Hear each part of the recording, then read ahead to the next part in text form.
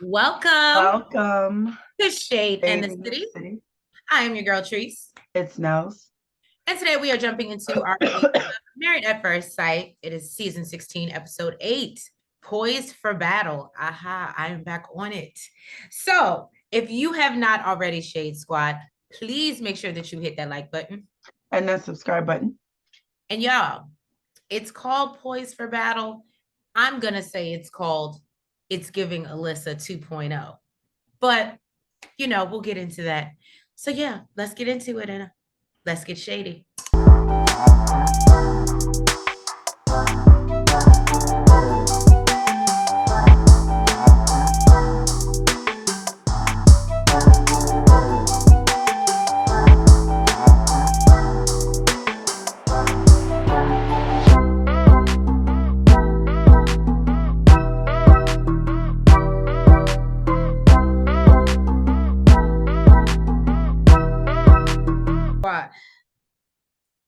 I know I said I was rooting for Chris and Nicole, and I still am. I still am rooting. But Chris, all these emotions and things, and he looked like he didn't know how to make a sound decision. Well, let me tell you something. Yeah, he's speaking up. He knew how to make one this episode. He got things to say. Regardless of how Nicole might have felt about it, but we can get into it. So Chris takes Nicole to his apartment where she gets to meet his dogs. I believe one of them was named Coda. And don't get me lying about what the other dog is named. She says that on the way there, that it's super important that his dogs like her as their new mom. Now the dogs are super excited when they see her. And his one dog is repeatedly humping the couch. I think it was Coda that was humping everything. Yeah, the I bed, think that's why couch. that's the only, because all you kept hearing was Coda, no, Coda, get down. I was like, okay. So Nicole feels as if they've been watching Chris, then her sex life will definitely not be dull. And I was like, that's not weird at all. But anyway, I thought it was pretty funny. Weird. Okay. But Nicole is already planning for the next steps in their future as she walks around the house. And, basically she wants a place that can accommodate an office for both of them, as well as a yard for their dogs. And yeah, his dogs are very unruly. They're very all over the place. I get the vibe that they are not trained at all. I don't know. It's like how you see people's kids in the store and then you start to look at least they sideways. At least they good. Those are the kids. Those are the kids that they ain't in the store acting up and causing the scene and falling all over the floor, but they away from their parents over there playing in the toys with nobody watching them and stuff. That's them type of kids. Good point. And you wonder where the parents is at. Like, you just gonna leave your kids here? Kids, right? Right. Okay. Okay. Good. I like that analogy. Go ahead. So now Nicole and Chris decide that they're going to introduce the dogs at a dog park. Who knew? Maybe that would have been the right thing to do, just for some others, Now, during the scene, my anxiety was here the whole time. Me too. However, everything worked out really well. There was no need for me to have my paper bag in tow. It was good to go. Everything was fine. And Nicole's dog, and I believe that's because Nicole's dog is well trained. And she's very much in control, which I think, again, you see how stuff is all crazy over here with Chris, and Nicole knows how to manage things, knows how to manage her dog. I think that their dog's very, again, like the kids in the store, they're mirroring their owners. So, but everybody's super relieved. The dogs are barely even paying attention to each other. Yeah, they're just happy that a win is a win. Right. They're happy they gotten over another hurdle, because we've all seen what happens when the dogs don't like each other. So then, they get back inside and Chris says, I don't want to discuss, heavy stuff. But there's something, on my chest that I really need to get off. We need to discuss what we're going to do when we leave here. Because both of our leases are up. Apparently, she got 2 more weeks than he does, but he also needs to put in a 60-day notice. So he lets He her don't know, want to be asked out, is what he's saying. basically. And instead of them trying to rush and find a place afterwards, because actually, I think she actually thought this was a positive conversation. Yeah, she was going she into. was She was very like, "Oh yeah, hopeful. so we should be looking for places together." Like she Yeah, did. I saw the hope in her face, and it quickly dwindled out when he said, "Yeah, I think we should extend our leases for 90 more days so that we don't got to rush into a place and we're not completely assed out and homeless if shit don't work out." So basically, yeah, she's not on the same page. She doesn't express that to him, but she expresses it to us. She ain't really feeling this idea, but it is what it is. Pastor Cal comes by to visit them. Chris says everything is going way better than he expected it to. Nicole said that they have so much in common that this don't even feel real. It's getting scary. Okay. Pastor Cal said that he knows that Nicole has a very strong personality. So how are you dealing with that? Now, he He says that, hasn't. Well, he's seen it, but it hasn't been directed towards him yet. yes, he said, everybody told him about it, but he ain't seen it. She's like, yeah, you have. Yeah, you have. And then they showed a clip of where she flipped out about a picture, about their bridal That picture. picture that they put in their little basket, and she was like, "Why? Why would you choose this? Who wants to look at this every day?" I was like, "Oh." But Pastor Kyle then asked if he has any fear that she'll blow up on him. And he says, not at the moment.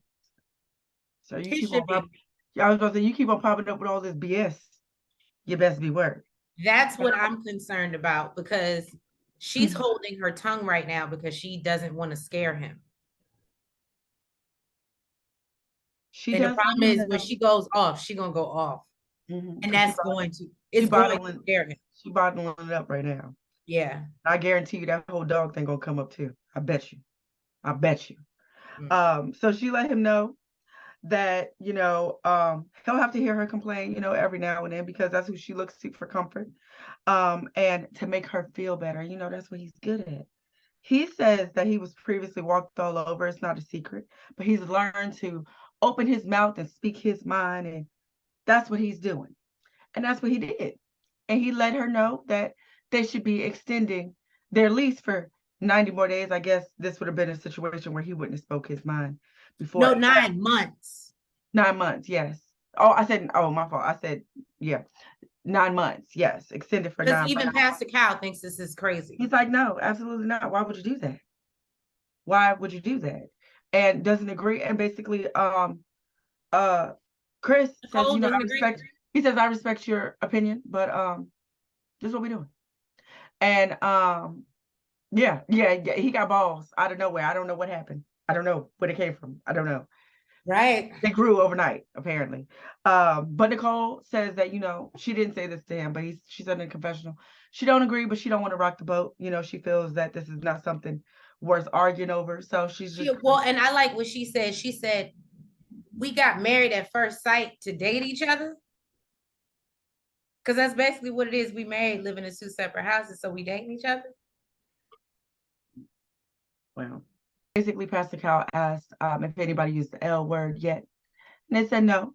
But she does say that she does a temperature check every day. Every single day. Every single day. She asked him, if decision day was today, what would your answer be? Of course, his answer is yes. And Pastor Cal, he says, no, we don't need to be doing all of that. Let's save that for when y'all have real arguments and y'all really get into it. And she basically, just like her husband, appreciates the. Has to say, but she really don't give a damn. Yeah, she don't give a damn because she like it. And she gonna do what the F she want to do. Basically, just like her husband, apparently following suit. They Now really are match made.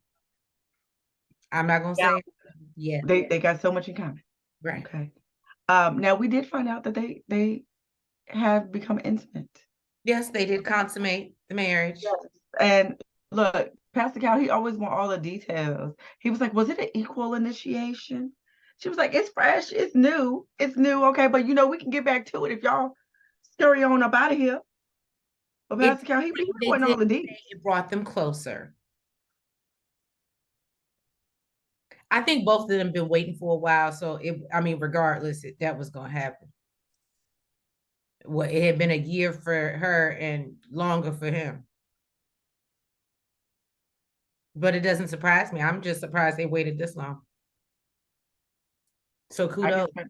maybe they just wanted to make it off the honeymoon. Actually, make sure they like each other outside of the honeymoon air. I get that. So Clint goes to Gina's apartment, which we both know they live in the same building. So all you gotta do is He probably went up a floor and went over a few doors. right. You just needed the door number. But where he's greeted by Hank. The place is nice. It is nice. Clint thinks, that it's nice and organized, and he's looking forward to merging and trying to learn each other. Now, she lets him know that she doesn't want to move in right away. I said this and have been saying this for the past 2 reviews that it was giving Alyssa, okay?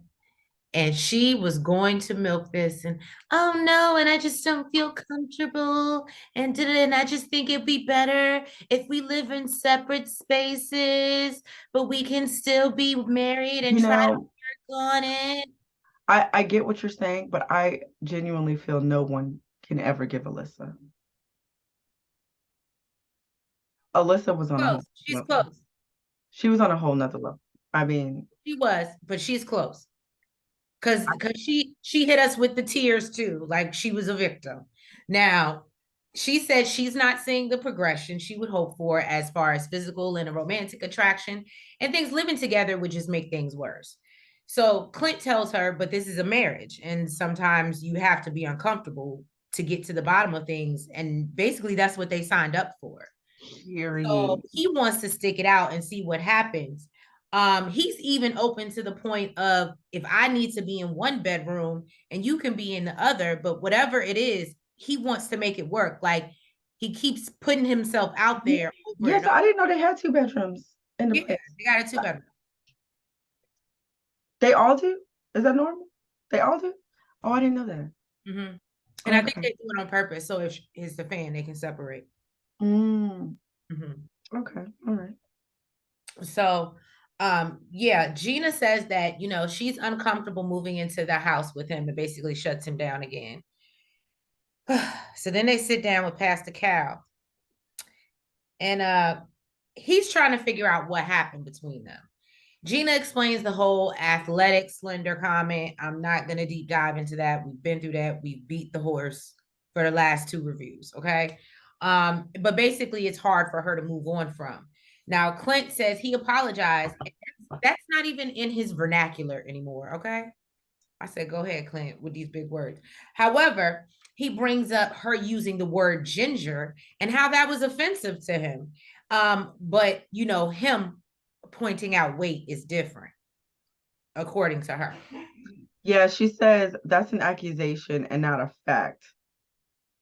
And she said, it makes me think that he thinks I'm lazy, and I do hit fitness in the gym 3 times a week. Oh my God. You know what? Thank God she was talking about the gym, because if not, it would have somehow went to the salon. Because unfortunately, we can't learn nothing else about her except she's athletic, is what she's trying to sell us, and she has a salon. It is episode 8. What the hell else do we know about Gina besides that damn salon? Don't worry, I'll wait. Pastor Cal feels like this whole conversation is just starting to derail. Okay, he was like, how do you start a whole conversation with things that you don't like about each other? Right. Basically, this is not a method to succeed, is what he said. Now, Pastor Cal addresses her about not moving in. And she says that she feels that it would be beneficial for them to get to know each other without the pressure of checking off that box. I'm so disappointed with Pastor Cal in this scene. I'm so disappointed. Why? He should have held her feet to the fire. They should have kicked her ass out. Well, she eventually agreed. That's why he didn't kick her out. No, see, and I when I went back and watched it again, he did preface. He said, I can't force you. But the way he was talking to her, he knows she's playing in our face. So he basically is trying to collectively, like, nicely tell her, Production can see you're playing in our face. We're trying to give you an out. Would you like to leave? Oh no, I want to try, but I refuse to move in together. It's Alyssa. It's Alyssa. The way I understood it was, if you want to try, you have to move in. But she's not. That's what I'm saying. She's still not. That's the problem. That's Oh, why I didn't get that she wasn't moving in. no, she's still not moving in. And that's why I said I'm mad that he didn't hold her feet to the fire, because I thought that was going to be the stipulation too. If you stay, you have to move in. And she said, I'm still not comfortable moving in. Okay, I did remember that. And then I think then he asked what he said was, well, then don't. And then asked Clint, do you want her to move in? And then he was like, yeah, I want her to move in. I want to try this. She's not moving in. At least what I got. Shade Squad, drop down in the comments, tell us what you think. But what I understood is Gina is not moving in with Clint. She stood 10 toes down. She said, I'll work on it, but I'm still not comfortable moving in. That's what I got. Oh, I thought like they were just gonna do the separate bedrooms. Because she said, I feel like, remember, she said, I feel like that would be more awkward to be sleeping in separate bedrooms. That feels worse to me versus just being in different. And that's why he said, okay, well then don't. But then Clint No, was like don't sleep in separate, but she's not willing. She don't want to be in the same house with him. She damn sure don't want to be in a separate bedroom. Oh, I just know he ended it with basically telling them like y'all are in a marriage and it requires sacrifice. And basically like it's an incredible sacrifice that you have to make. So I didn't understand that she wasn't moving in. She's not moving in. I know she was all I know she was all teary-eyed. The way I thought Yeah, but see, I thought she was feeling forced but was still doing it. no. So they show up at Jasmine's parents' house. She's nervous because, she has 9 puppies. And basically, Aries don't want to deal with that shit. Yeah, he expressed that he thought that was a little weird, all these dogs running around. Mm-hmm. Now he gets in the house, he sees all her trophies and awards, and he tells her that's dope. He was like, you are super humble for somebody who should be cocky. Okay. And he loves being able to place the crown on her head. He's like, I asked for a queen, I asked for a beautiful black queen. And that's literally what they gave me, a beautiful black queen. So they're interrupted by a dog barking, and she's like, oh yeah, that's one of the puppies. And he thinks, they're cute. And he's like, until they start peeing and pooping all over the house. I thought he liked the dogs.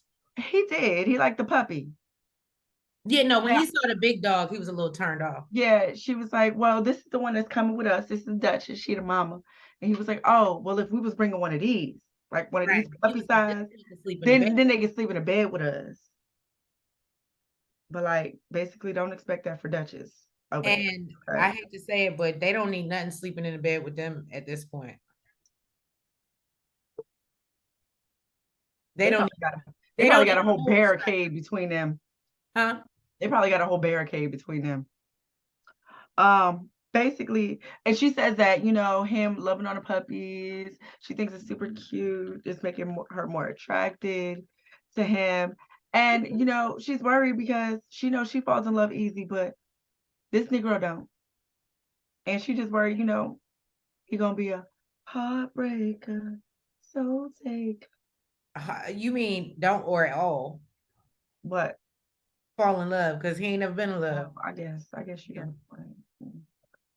Well, then the only thing for me is I think he made a key point when he said that he wished she wasn't as humble. And if you think about the girls that he says that he describes as he's attracted to, like Megan Thee Stallion, being obviously girls with body, but with that body comes a certain energy, attitude, and I don't know. I feel like he was in a way trying to tell her like he's attracted to confidence. He's attracted to confidence, right? And because she's just I don't know, she's just so enthralled with him that she can't even live in her own badness and accomplishments. And and things that, you know what I mean? Like he wants to chase her, basically. Mm-hmm. And she's too busy. Oh, Eris. It's a lot. I think it's too much for him. I don't think he likes being chased. He doesn't know what to do. He wants to chase the cat. He don't want. He wants the gazelle. He don't want to be the gazelle. Right, right. Back at the apartment, Pascal sits down with them and wants to know what they thought, coming through the doors, walking down the aisle. She said she was relieved because her husband was fine. Okay. And Pascal like, he all right. He ain't nobody for real. Aaron like, damn, Pastor's behaving too. Okay. Eris, he right. You all right. You all right. You ain't all that. So Eris says on the honeymoon, He said he a 12 out of 10. say what? He What? said he a 12 out of 10. Who said that?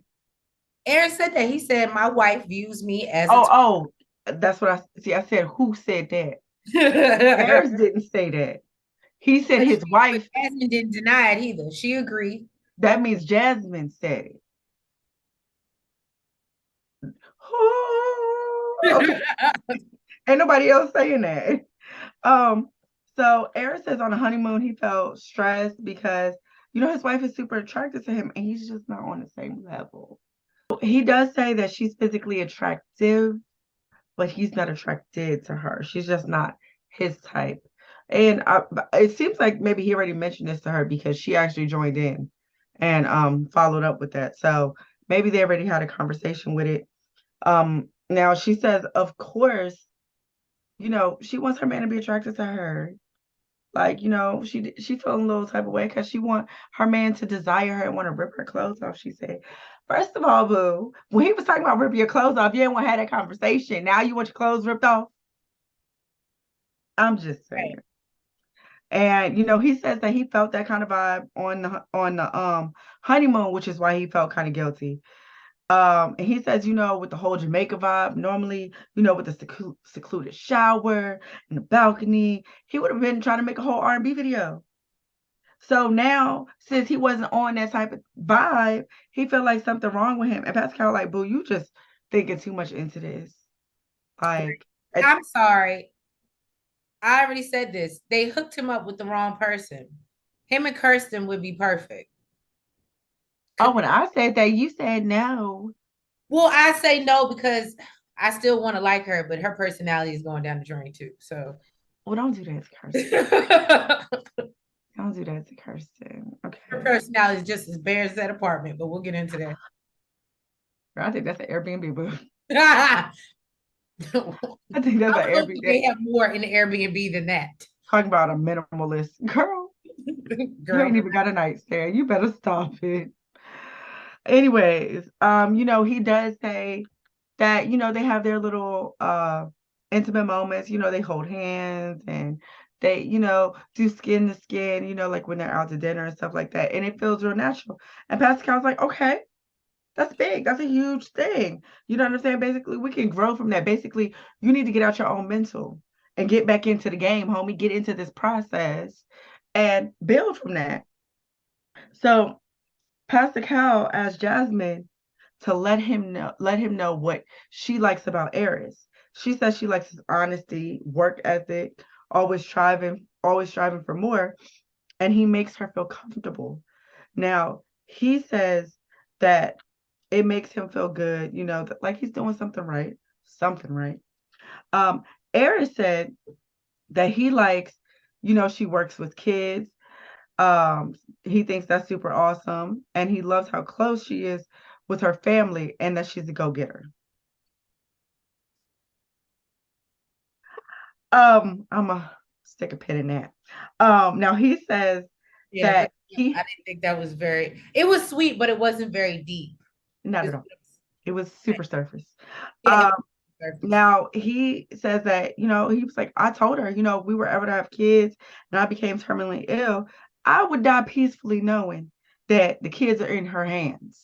They are in super good hands. And Pastor Cal let him know that those are the type of things that you need to focus on.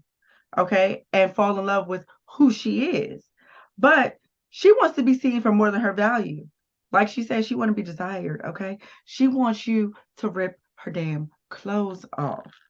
And Eric says that he feels that, you know, that he was matched with who he needed. And, you know, he does get it. He understands why they were matched. You're a damn lie. Speaking of Shaq and Kirsten, now Shaq goes to Kirsten's place after they went to see his place earlier. She's concerned because he had a sewing station, plants and pictures everywhere. I know somebody similar. She says that, you know, she's a minimalist, so she's nervous and what he'll think. Minimalist is not, no. Minimalist is a style, and even with style, you have to have things. You know what I mean? Like even little things, you have to have things. Like what's her face was a minimalist from last season. Stasha. Stasha, yes. But she had things. She had things. She looked like she lived there. Poor Kirsten takes us into this. I know she's a real estate agent, so I'm gonna just keep it 100. She took us into a vacant apartment that she's showing right now that has a bed and some stuff in the kitchen. There's nothing on the walls. It's completely blank. And then when he asked her, like, where are the pictures of your family and friends? She points to a keychain that's sitting on I don't even think it was the coffee table because I didn't see no coffee tables. No, it was on the counter. It was on the counter, and she ain't got no nightstand next to her bed. She says she just puts the phone in her bed. I don't even think she has a place for people to sit. She don't even have bar stools. She don't have no bar stools. She did have a couch.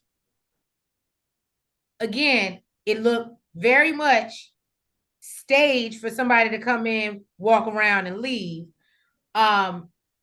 He did say she had food in the refrigerator, so that's the one thing I'm gonna give her. She clearly stayed there for a couple days, I guess. But how much food? Huh?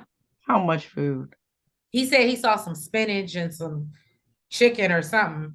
Apparently she's been there since 2021, and she said because of COVID and the furniture stores and stuff being so backed up that she just didn't even bother with trying to order furniture because everything was just so backed up. That's a lie. I'm sorry. I know I don't know you, person, but that's a lie. But Shaq is a little taken aback by this, and he's just like, yeah, it looks like she moved in yesterday. And I was looking forward to learning something about her, but there's nothing in here. Her closet is a mess. It gave me anxiety personally. It looked like that's the only thing that she brought from home. That was for real. She came and threw her stuff in the damn closet. Right, exactly. So yeah, no.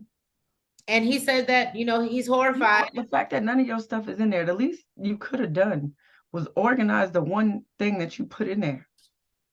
Was your damn clothes.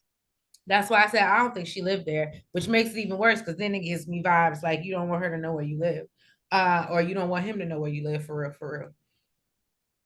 Just my thoughts. But yeah, no. Then Pastor Cal sits down with Kirsten and Shaq. Kirsten says their marriage just feels natural, and he doesn't feel, and you know, he doesn't feel like a stranger.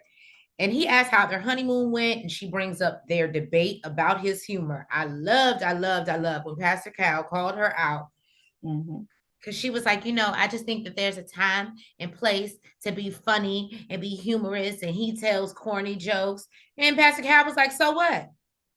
He was like, I've been married for years. My wife hates my jokes. And I still tell them. I said, don't I know it? When a man just don't care when you don't think he's funny, he's still gonna tell him. He then asked about their chemistry, and Kirsten says that, you know, there's not really any chemistry there. So then Shaq is like a little surprised, and he admits that, you know, he feels like she be all laid up under him, all laying on his chest at night, and he, you know, feels like there's something there. So Pastor Cal tells Kirsten he likes to carry the weight, and that's what her husband is for. He also tells her she needs to open up so he can learn more about her. And basically she needs to blindly trust him. And that if she does, he feels like that they can be a power couple. And it can either be a great success or their marriage can be basically in a catastrophe. And I don't mean confetti. I was gonna say not confetti. Dom took Mac over to her apartment. He says that he's sure it'll be great because it's not a basement. I said shade. Oh, the shade. He is ready. He is ready. They Okay. said he was sassy. He said, I'm the only loser here, living with friends and family. All right. All right, Mac. All right. So she told him, Okay, hold on. I was with him on because I'm like that too. I oh yeah, I know. say shit but not say it. So I feel where Mac was coming from in this moment, but I'm gonna get in his behind. It's coming. It's coming because Now he was doing too much. she told him, browse the apartment. Go look around, go see. And he's like, I'm good. Really not feeling it.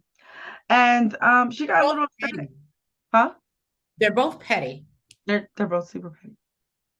They're both super petty. She's petty because I also feel like she wanted him to look around her house. She claims, oh, because she wanted him to get to know her. But part of me believes it's almost kind of like how he felt. She wants to show off and be like, this is what I have, and da da da. This is what an apartment is supposed to look like, and da da da.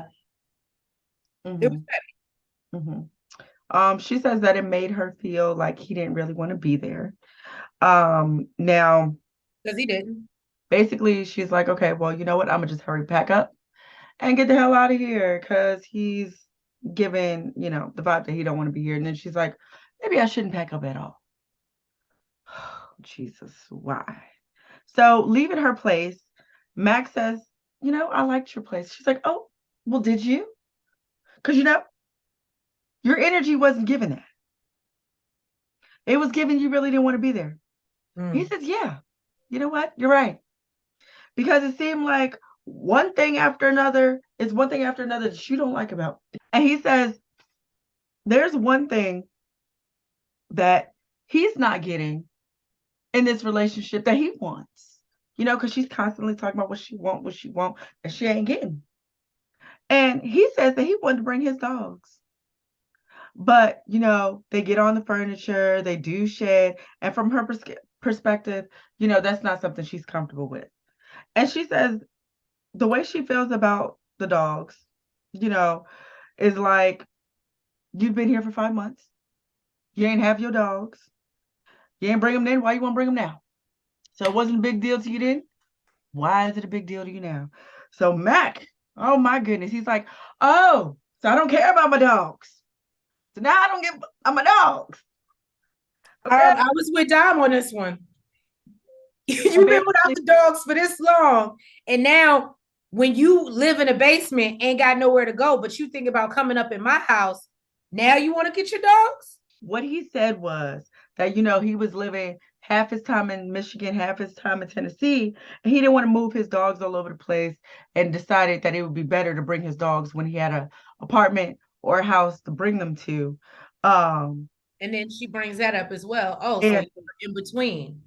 So you're not settled. You still don't know where and he says, maybe it seems like, I'm unstable, but the money thing is definitely not the issue. And basically, he says that he doesn't feel comfortable with where they are right now. And then basically, tells her that she's really never even shown interest in his dogs at all, even though he's expressed how big of a deal they were to him.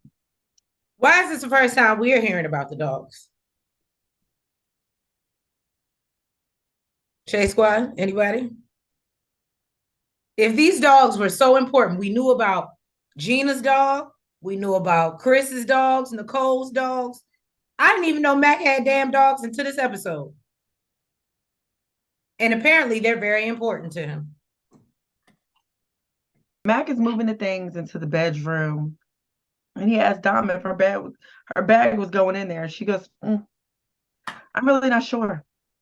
Really not feeling it. And she's basically she just doesn't, she's not feeling it. She's like not feeling this petty argument. She feels there's other things that they could be talking about. Miss non-negativity. Mm. Mac then says it's not a petty argument, it's It's my about dog. my damn dogs. It ain't petty to I me. care about my It's dog. petty to you. Okay. And basically she says that she doesn't want this to spiral, and she feels like the energy that they have right now is manageable. He says that he feels like he's been spiraling since the honeymoon, and feels like every day there's something else that she doesn't like about him. And he's the one that's been making compromise after compromise, and she ain't doing nothing on her end. Dom says that she wasn't expecting perfection, but she was expecting for him to want to do more. And it's been mentally exhausting for her. And he says he really doesn't know what to say. He feels like shit since the honeymoon. Like, he's the negative Nancy, and, he's the asshole with the horrible jokes. And, she says that she felt like shit too, but she doesn't know why, because he didn't make, basically he says he don't know why, because he didn't make a single complaint about her the entire trip. Now I will say in her defense, in her defense, I will say that she did say that there's a lot of stuff that I guess maybe they didn't show editing wise that he did say to her, or he did express things that he, and so that's why her face kind of was just looking at him like stuck on stupid when he said that, because basically she was like, that's very obviously not true, and she was just over arguing back and forth with him because she knew that wasn't true. Basically, she said she was leaving. She was going back home. She was going to take a bath, and they're going to wait till Pastor come and see what Pastor Cal comes and see what he has to say about all of this. And I don't know for what.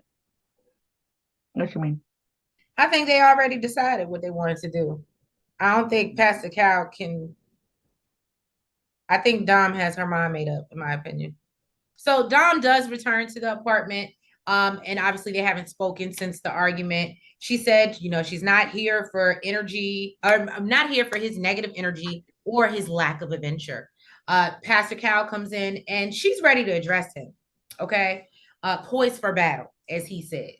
She brings up that there are things that were on their list that she didn't get, and she's super upset about that. Now he questions, what didn't you get? And she's like, well, he's not outgoing or adventurous. And, Pastor Cal looks at Mac and he's like, well, do you take risks? And he's like, well, I wanted someone a little more introverted, maybe not so as adventurous. And Pastor Cal was like, look, didn't nobody give out measurements when you did, okay? And Mac does admit that, of course, I didn't. So then Dom brings up how dogs in the bed are a deal breaker for her. And when Pascal asked Mac again, do the dogs have to sleep in the bed? And Mac's like, no, not really. And so he's like looking at them like, do y'all not see how this is all solvable? And this sounds stupid, childish.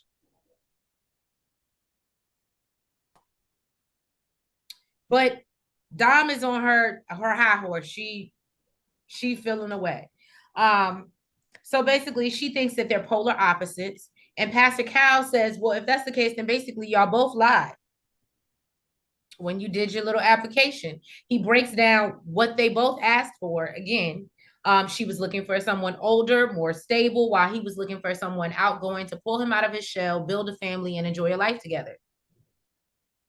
And so he's like, have y'all really given this a chance? And Dom says, well, I wanted someone more established and stable. That's the one thing I'm going to give her. I think by her mom putting on that app that she wanted someone older, she, of course, and I'm sure based off previous experience, assumed that she was going to get somebody that was a little bit more stable, probably already had roots, had a house, whatever the case may be. And so I can somewhat understand that, but basically she goes on to say at his age, she expected more. So Pastor Cal says, so well, and she's like, oh, and he makes all these decisions. He doesn't have his feet planted. And I love Pastor Cal. He's like, sweet people make decisions, and marriage is when two people come together and decided to build a life together and make different decisions together. Mm-hmm. So Matt, obviously, like I said before, feels so judged by her reaction to the basement. And Dom's like, I'm just not even going to sit here and act like that wasn't a turnoff for me. I'm not gonna lie. So, she said she would have felt better if he had 4 roommates. This is when I knew. I was like, you are talking yourself into a hole. Just say that you don't like him. Because you're making yourself sound real. At least he would have had something of his own. You sound stupid. And he was like, I have 2 bedrooms and a bathroom. So, like, basically has more space than if he would have had 4 roommates. Again, it came off childish. So Pastor Cal asked Dom what she wants to do, and she basically says that she's over it. And so he basically is trying to clarify, but what does that mean? We're not gonna play the Gina and Clint game that I just played. Exactly. What does that mean? And are you over this marriage or this conversation? Right, are you over the marriage? Are you over the conversation? And of course, they end the episode like that. That's how they do us. Because that's just how they do. But yes, so thank you guys for tuning in to another review of Married at First Sight. If you have not already, please make sure that you hit that like button. You comment. You subscribe. And you hit the notification bell. And y'all, please make sure that you're following us on all platforms, TikTok, Twitter, Facebook, IG. And y'all, I haven't even said it once, so I got to say it one time. It's spicy season. But yes, and we will catch y'all for another review later on this week. Have a good night. Bye-bye.